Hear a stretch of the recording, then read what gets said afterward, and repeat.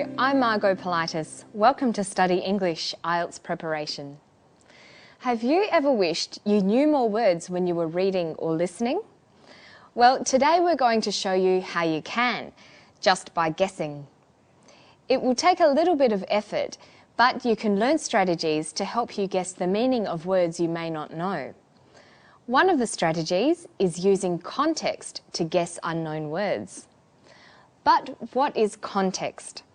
Well, context includes the words, phrases or sentences before and after the unknown word, which helps make the meaning clear. Let's consider an example. Today's story is about helping children learn to read. Here, Chris Brooks is using the phonics method. If you don't know what the phonics method is, can you work it out from the other words used by the reporter? Listen carefully. Bay, beach, bade, bake. Chris Brooks is teaching Ashley with what's called the phonics method, which was used by most teachers till the 50s. It breaks words down into their individual sounds.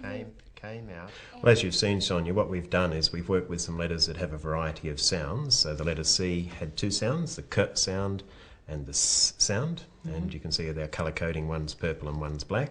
And the same with the letter S, it has a S sound and a Z sound. So they're their common sounds.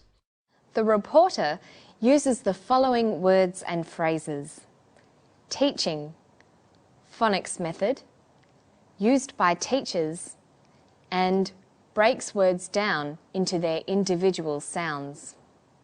So we can guess that phonics is a method used by teachers that breaks words down into their individual sounds. So using the context, the words surrounding the word phonics, we have some understanding of it. Let's now listen to Chris Brooks again. What other words or phrases help us with the meaning of phonics? Well, as you've seen, Sonia, what we've done is we've worked with some letters that have a variety of sounds. So the letter C had two sounds, the K sound and the S sound. And you can see they're colour coding, one's purple and one's black. And the same with the letter S, it has a S sound and a Z sound. So they're their common sounds. Chris uses the phrases, some letters that have a variety of sounds. The letter C had two sounds, the K sound and the S sound. Colour coding. The letter S, a S sound and Z sound. So we can guess that the method focuses on letters that have a variety of sounds. For example, letter C, which has two sounds, K and S.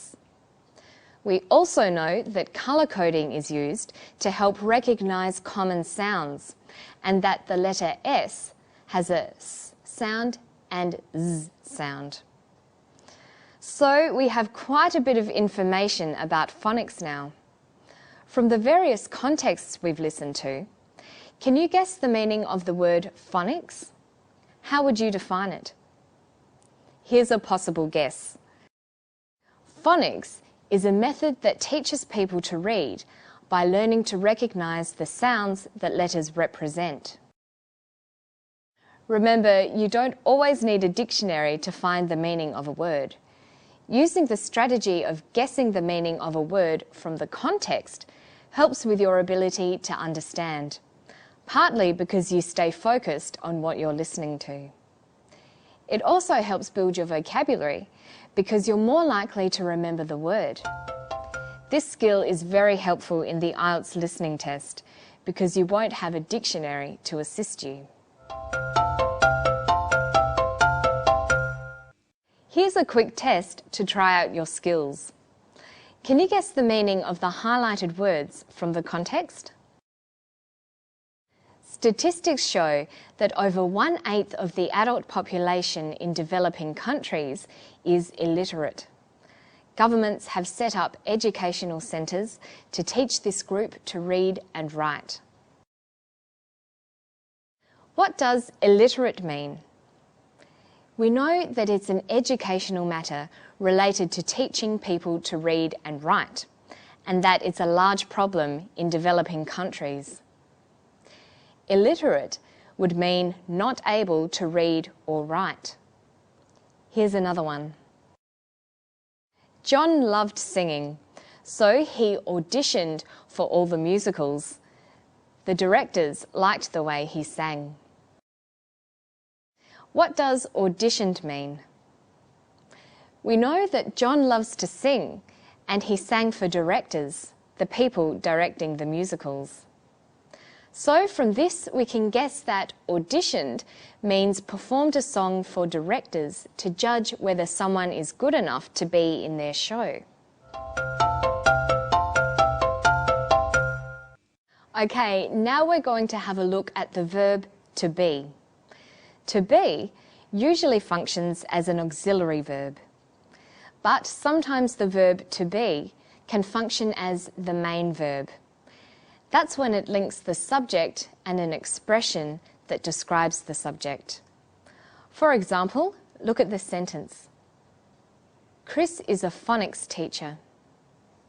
Is here is the main verb because it links the expression phonics teacher to the subject, Chris.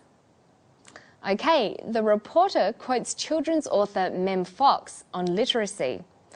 What does she say about Australia's literacy rate? Here is the spreadsheet. Internationally acclaimed children's author Mem Fox says the crisis is a myth and Australia's literacy rate is second only to Finland.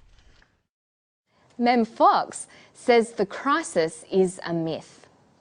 When the verb to be is used as the main verb in a sentence, what follows is called the complement. This complement defines the subject. The structure of these linking verb clauses or sentences is subject plus to be plus the complement. So we have the subject, the crisis, the linking verb, is, and the complement, a myth. The crisis is a myth. Listen to the clip again. Here is the spreadsheet. Internationally acclaimed children's author Mem Fox says the crisis is a myth and Australia's literacy rate is second only to Finland.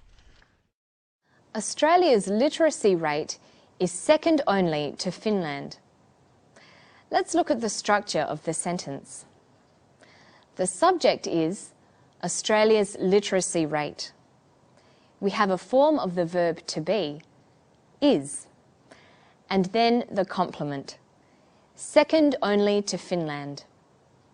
Second only to is an interesting expression that means, in this sentence, Australia has the second best literacy rate in the world. Finland is number 1. Let's look at another clip. Can you find another example where a complement is used?